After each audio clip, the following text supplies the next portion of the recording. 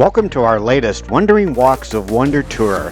Today we're visiting the Lincoln Home National Historic Site in Springfield, Illinois. After spending the first 28 years of his life in modest log cabins, Abraham Lincoln relocated to Springfield, Illinois in 1837 to pursue a career as an attorney.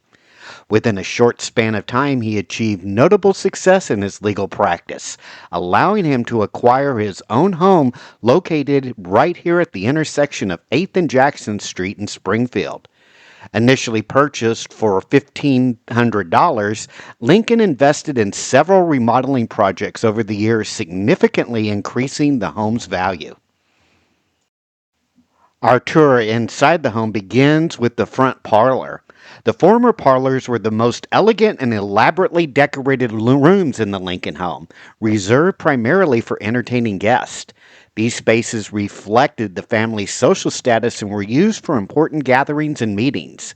Mr. Lincoln welcomed many distinguished visitors in this very room, where significant moments in his political career unfolded.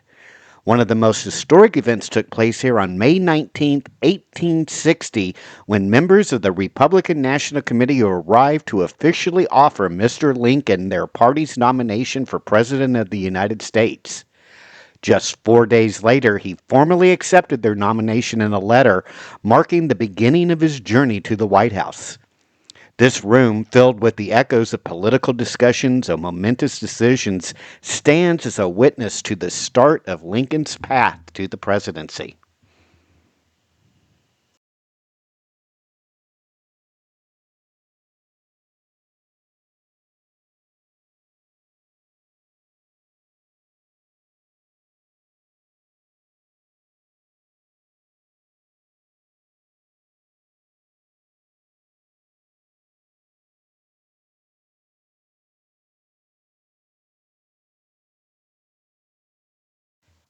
Having spent his early years in a humble one-room log cabin, Abraham Lincoln may never have imagined that one day he would own a home spacious enough to have not one, but two parlors, both dedicated to hosting guest and formal gatherings. The rear parlor that we're stepping into now, like the front parlor, was an area reserved for entertaining, reflecting the Lincolns' growing social prominence. While these rooms were beautifully furnished and extended for visitors, they were largely off limits to the Lincoln children. Fearing that their lively energy might lead to mishaps with the family's fine furnishings, Abraham and Mary Lincoln set boundaries, keeping their sons out of these formal spaces. Originally, what is now the dining room and kitchen was a single large kitchen space. However, as Mr. Lincoln's political career and legal practice flourished, Mrs. Lincoln sought to refine their home to reflect their growing status. Mrs. Lincoln placed great importance on family meals, insisting that the family gather here regularly so the children could learn and practice good manners. In addition to everyday family dinners, she also used the space to host elegant gatherings, welcome friends and relatives, as well as distinguish guests to formal meals. The sitting room was the heart of the Lincoln home, where the family could gather for relaxation and conversation. Unlike the former parlors, which were reserved for entertaining guests, this space was for the Lincolns to spend quality time together. Mr. and Mrs. Lincoln often read poetry and literature aloud, while their sons, Willie and Tad, enjoyed playing games such as chess and checkers. In this room, the Lincoln boys may have overheard their parents discussing the pressing issues of the day, including slavery and Mr. Lincoln's evolving role in politics. As Lincoln's reputation grew and more visitors came to see the president-elect, the former parlors could no longer accommodate all the guests, and the sitting room became an extension of the public spaces of the home. While the downstairs of the house became increasingly public, as we go upstairs, we're reminded that this is a private retreat for the family. If the Lincolns needed a moment away from visitors, they could escape to their bedrooms. We see at the top of the stair a very small foyer where Mrs. Lincoln often would sew or read. By the mid-1850s, the Lincolns were fortunate enough to have a dedicated guest room, allowing visitors to stay comfortably for extended periods, sometimes for weeks and months. We're now heading into one of the more famous rooms in the house, and that's Mr. Lincoln's bedroom. When the Lincolns remodeled their home for the final time in 1856, they had become prosperous enough to afford separate bedrooms, a common practice among well to do couples in the mid 19th century. For Lincoln, who had spent most of his life in a small log cabin where entire families shared just a single room, having his own space was a remarkable luxury. More than just a place to sleep, Mr. Lincoln's bedroom also served as a private workspace. Here, he wrote speeches, correspondence, and political documents at the desk in this room. It is even possible that his famous House Divided speech was drafted on the very desk that we see here.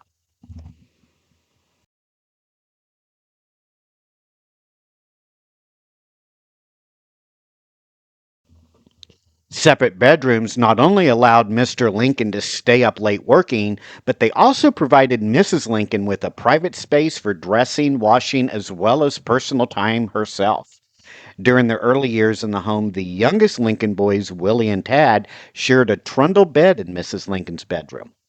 When Robert, their oldest child, left for prep school, Willie and Tad moved into his old room across the hall, giving Mrs. Lincoln a more private space of her own.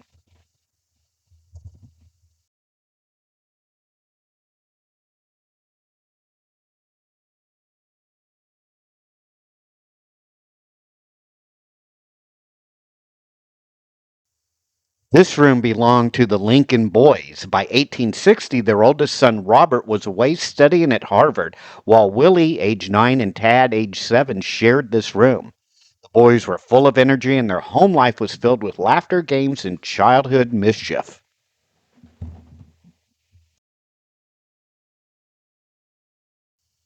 The Lincolns were fortunate enough to have the money to have a hired girl who worked as a domestic worker. Likely it was a teenager who played an essential role in helping the Lincoln household. Her daily responsibilities would often include cleaning, assisting with cooking, as well as helping to supervise the Lincoln boys. Our final stop on our tour is the kitchen. Mary Lincoln, having grown up in a wealthy Kentucky household where most household tasks were done by servants, had to learn how to cook when she married Abraham Lincoln. Over time, she became an accomplished cook and spent many hours in this kitchen preparing meals for her family. While the kitchen may seem small by today's standards, it was only slightly smaller than the entire log cabin where Abraham Lincoln was born. As Mr. Lincoln stood in that kitchen, he likely reflected on his remarkable journey that had brought him from a one room log cabin to this fine upper middle class home.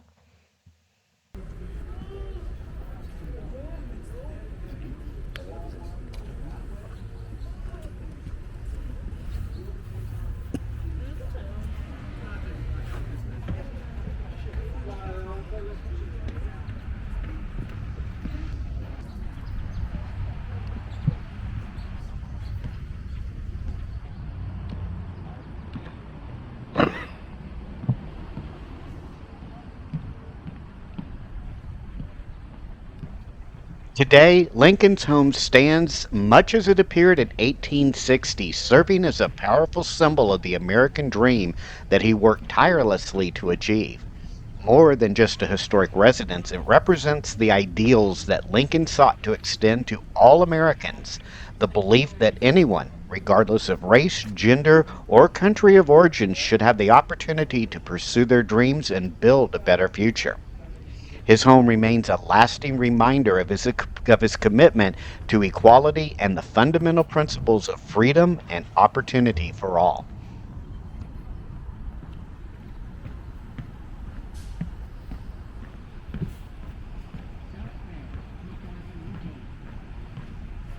As we leave the Lincoln home, we'll walk around the neighborhood where Abraham Lincoln's home not only was, but where he himself often journeyed around talking to neighbors, getting a pulse of what was going on in Springfield and the country, and just enjoying his life here in Springfield.